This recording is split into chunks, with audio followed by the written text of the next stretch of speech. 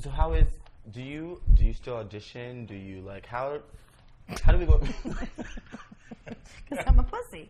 I'm not putting myself out there. I'm not a pussy. You crazy? Offer only. That's a dream. Can I find that on my vision board? Yes, like, yes. When someone wants to work with, well, I just have to send an email, you know. But when someone else wants to book, yeah, I send an email and I stalked her outside the stage. But look, that wasn't really that hard. I'm so easy. Oh, auditioning. I don't audition. No, I do every once in a while, but not really. So how does it work? Do you reach out about projects you're interested in? Do they reach out to you? I mean, like Songs for New World, Jason just called me. You know what I mean? Yeah. That kind of a thing. But I don't really... But you guys are like real friends. Yeah, he's really my friend. What's it? Well, you know, there's real friends and there's industry friends. And I've learned I'm trying to find my balance of people in the industry who do support you, but people who I can really trust and who can be there for me to build me up, I guess. Because I feel like there's a lot of competition, but it's a tricky business. Because like you said, we can all be amazing and we can all run together, but sometimes one of your friends just does not stop working and you work just, you know what I mean? Like, you have to find people in their seasons. And I'm learning that it's hard to find people who will always be in the same season with you. And maybe that's not the goal. No, I disagree. I think it feels safe to be with someone in the same season, but I try to run with people who are doing more, better, different than me because it inspires me and I cut that out. Oh, you are? Okay.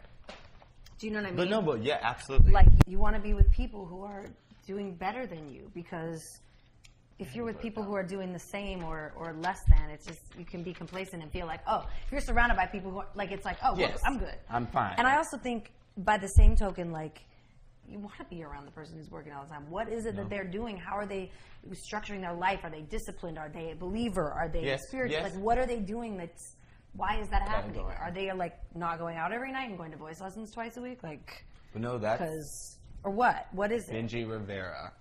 All right, Benji. Okay, he won't stop working, but on tour, he never drank. He was at the gym. He was like doing all that. He's disciplined. Yeah. And I'm like, it works out. It's not easy. It does. But also, like, it shouldn't matter. It should be great that your friends are working. Like, that's what I didn't finish saying was, like, I think I spent a lot of time being competitive in a way that kept me away from people. Like, now I feel like all of us women here in New York in this business, the age that we're at, like, we aren't competing with each other anymore. Yeah. Like, we show up for each other. Julia Murney, like, she shows up at every one of our shows. She travels. She has, you know what I mean? Like, everyone shows up for each other. I always use Julia as the best example because we're all, you know, since we've all played the same roles, me, Eden, Julia, you know, the people consider us like a similar type, even though we're like nothing alike, really. But I just finally learned, like, Eden loves to tell the story that, like, when I first met her, I was not nice. Yeah. Because I saw an immediate threat. Like, as soon as I met her, I'm like, she's coming for me. She's coming for my territory. Basically, yes. Thank you. Of course, my heart. Oh, you're smart. You're taping as you go. What are you doing? Just setting. Oh. We're very different. Yeah. We're very different. But much alike, okay? And I keep telling her I was just insecure. I was just threatened by you. Mm-hmm. And I did that with a lot of people. I spent a lot of time feeling like there was not enough room for all of us, or we were all vying for the same position. And it's just not that way. What's meant for you is yours. There is a moment and a time and a perfect opportunity for everyone. And once I knew that and believed that, like, there's just no reason but to show up for people and support each other and celebrate each other. But I learned that, like, until you can, like, really acknowledge your own gifts and successes, like, it's hard to celebrate other people, you know? What have you found in yourself now that you celebrate? Where is Shoshana now on the scale of... I just think I know what I know what I do that nobody else can do. And I think that's what everyone has to find is, like, what is it that's so special about me? Because everyone has a unique special gift. You can have a very similar tone and voice, and you can play seaweed, and you can do all this. Like, but there's something about you that is so different because you're you. Yeah. There's nobody else like you. And so I think once you know yourself and you know what is unique about you, then you don't have to compete with anybody. Because if you show up as yourself with your unique beauty and they don't choose you, then that's not your thing. It's not your moment. And it's like shoe shopping. Like, why would you go to Nordstrom and try on shoes and be mad at the shoes or at your feet? No, yeah. If that shoe doesn't fit, you just keep shopping. Do you know what I mean? Just keep trying on shoes till you find the one that fits your wide-ass foot. You know what I mean? That's rude. Did you know I was an 11 wife? Wow. I was like, oh, I was like, I didn't even look at I told you I was putting those shoes on, but I know you're going to call it out. No, I have a wide foot, so I'm like, you know what I mean? Cheers on that. For someone like me, who is just trying to make their way and still trying to, I feel like I kind of know way more who I am now, and I have that confidence.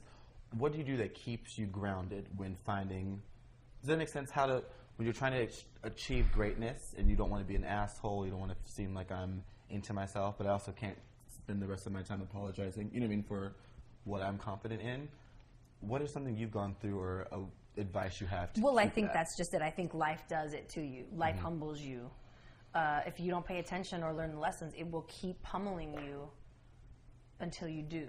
And I think as far as being grounded, I think it's a matter of presence. I think it's a matter of, like, this, what you just said when you were like, what do you do when you're trying to make your way or get there, whatever? And I'm like, this is it. Like, this is it. And this is it. Like, it's not a thing that you're getting to. You know what I mean? Like, no. This moment is it happening? You know what I mean? I have a really good friend who consistently reminds me that. I'll be like, well, this is happening, but it's not. And she's like, no, this is what it looks like. This is it. This is it.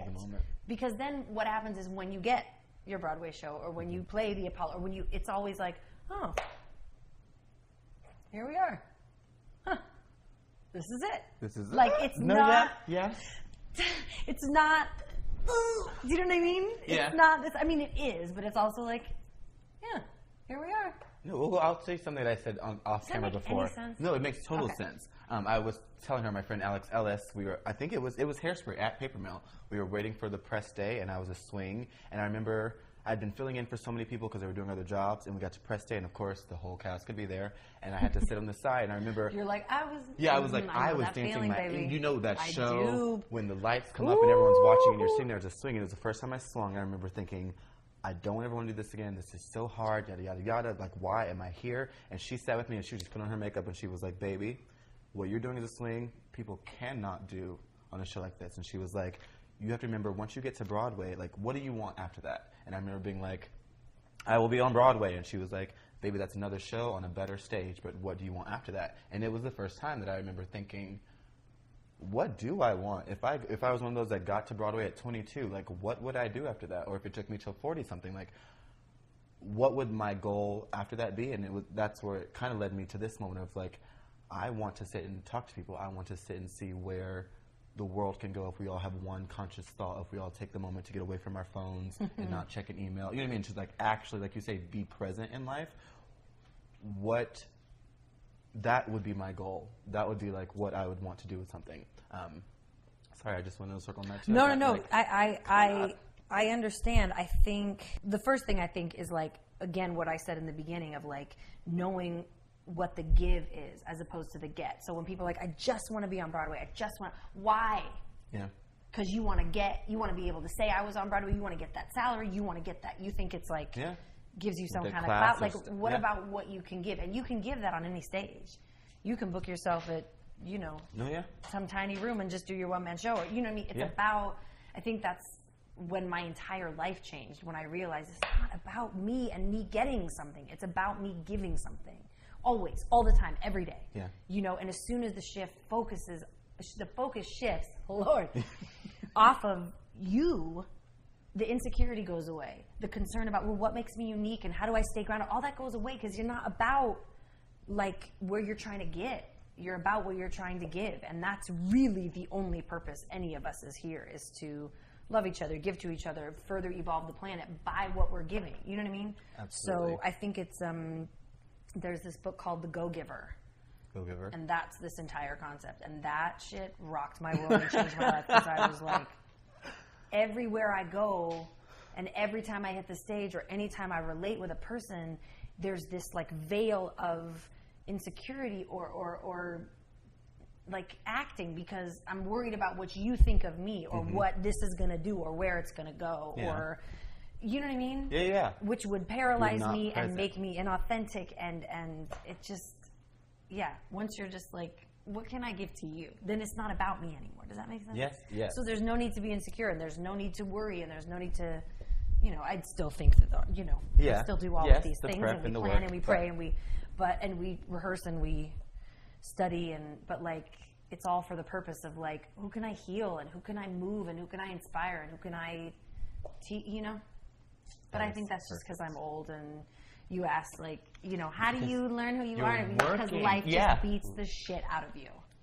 I mean, that's what happened to me. It just kept tripping me, and I kept falling down, and then you just become who you are with all this. So whenever people are like, poor me, and my adorable parents, I'm like, good. Good. Yeah. I'm glad you had a hard life, because that's what's coloring all the beauty. Like, that's what's giving you. Did you just call me colored? Don't mess with me. Don't do that to me. I have to. I'm sorry. Anyone knows that's me. What's giving you all the colors in your crayon box. Trying to get, some likes, make this viral. Shoshana Bean.